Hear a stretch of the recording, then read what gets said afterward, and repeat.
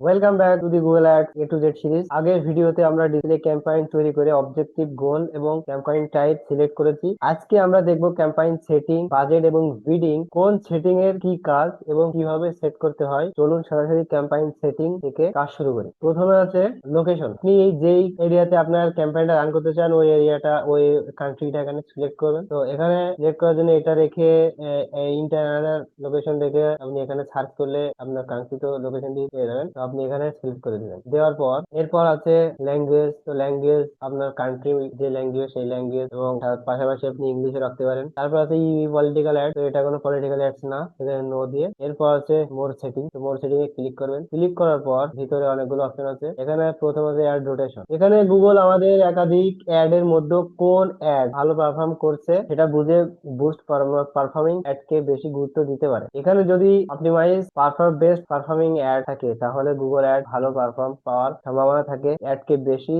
দেখানোর চেষ্টা করে। এরপর হচ্ছে অ্যাড শিডিউল। তো অ্যাড শিডিউলটা আপনারা আগে আগে ভিডিওতে দেখিয়েছি, আমি ওইখান থেকে দেখে নেবেন কিভাবে সেট করতে হয়, এবং যদি আপনার প্রয়োজন না হয় তাহলে এটা এভাবে রেখে দিবেন। তারপর হচ্ছে ডিভাইস। তো ডিভাইসে আসবো। তো ডিভাইসটা এখানে এখানে set specific targeting for device, show all device. যদি শো অল ডিভাইস রাখেন তাহলে সব ধরনের ডিভাইসে একটি দেখানো হবে, এবং যদি এইটাতে ক্লিক করি তাহলে নিচে আমাদেরকে ডিভাইস সাজেস্ট করবে যে আসলে আমরা কোন ডিভাইসে আমাদের একটা দেখাতে চাচ্ছি। যেমন যদি কম্পিউটার সার্ভিস হয় তাহলে এই ডিভাইসটা সবচেয়ে বেশি সেল হওয়ার সম্ভাবনা থাকে কিন্তু কম্পিউটার থেকে। এই জন্য আমি এই দুটো উঠাই দিতে পারি। আমি সবগুলোতে দেখাতে পারি ইচ্ছা, কিন্তু শুরুতে সাধারণভাবে অ্যাল ডিভাইস রাখা যেতে পারে। পরে ডেটা দেখে কোন ডিভাইস ভালো রেজাল্ট দিচ্ছে সেটা অ্যানালাইসিস করা যাবে। এরপর হচ্ছে ক্যাম্পাইন ইউআরএল অপশনের ভিতরে যদি আসি, এখানে ট্র্যাকিং করার জন্য ইউআরএল প্যারামিটারস ব্যবহার করা যায়। যেমন ওয়েবসাইট অ্যানালাইসিসে ক্যাম্পাইন থেকে ট্রাফিক কোথা থেকে এসেছে সেটা আরো ভালোভাবে ট্র্যাকিং করতে চাইলে ইউটিএম প্যারামিটারস ব্যবহার করা যেতে পারে। নতুনদের জন্য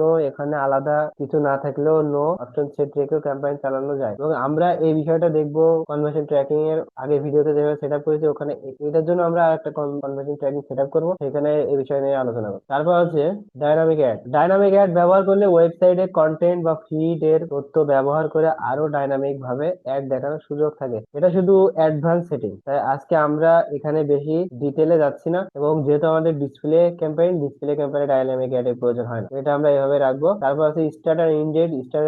আপনারা আশা করি আপনারা এটা পারেন, এবং না পারলে আমার উপরের ভিডিওতে স্টার্টার ইনডেট কিভাবে সেট করতে হয় ওটা দেখে নেবেন। এরপর হচ্ছে কনভার্সন। এখানে আমরা ঠিক করতে পারি ভিউ থ্রু কনভার্সন আমাদের কনভার্সন ক্লেমে ইনক্লুড করব কিনা। সহজভাবে বললে, কেউ অ্যাড দেখেছে কিন্তু সরাসরি ক্লিক করেনি, পরে অন্যভাবে ওয়েবসাইটে এসে কনভার্সন করেছে, এ ধরনের কনভার্সনকে ভিউ থ্রু কনভার্সন বলা হয়। আপনার ট্র্যাকিং স্ট্র্যাটেজি অনুযায়ী এই সেটিং ব্যবহার করতে হবে। এরপর হচ্ছে কন্টেন্ট এক্সক্লুশন। এখান থেকে আমরা কিছু ধরনের কন্টেন্ট বা প্লেসমেন্ট বাদ দিতে পারি, যেমন এখানে প্যাকেট ডাইনামিক বাদ দেওয়া আছে। তো এভাবে আমাদের এটা কমপ্লিট হয়ে গেলে তারপর আমরা নেক্সট করবো। নেক্সট করার পর এখন আছে আমাদের বাজেট। আমরা বাজেটটা কত রাখতে চাই। আমাদের এখানে ভিউয়েবল ইমপ্রেশন সেট করা আছে। এর মানে হলো আমরা এমন ভাবে বিড করতে চাইছি যাতে আমাদের অ্যাড মানুষের সামনে ভিউয়েবল অবস্থায় যত বেশি সম্ভব দেখানোর সুযোগ পায়। এখানে গুগল আমাদের ভিউয়েবল সিপিএম বিড দিতে বলেছে। বাজেটটা আমরা এখানে, আমি একটা বাজেট দিয়ে রাখছি স্কিপ করার জন্য। এরপর আপনি আপনার বাজেটটা দিয়ে দিবেন এখানে। তারপর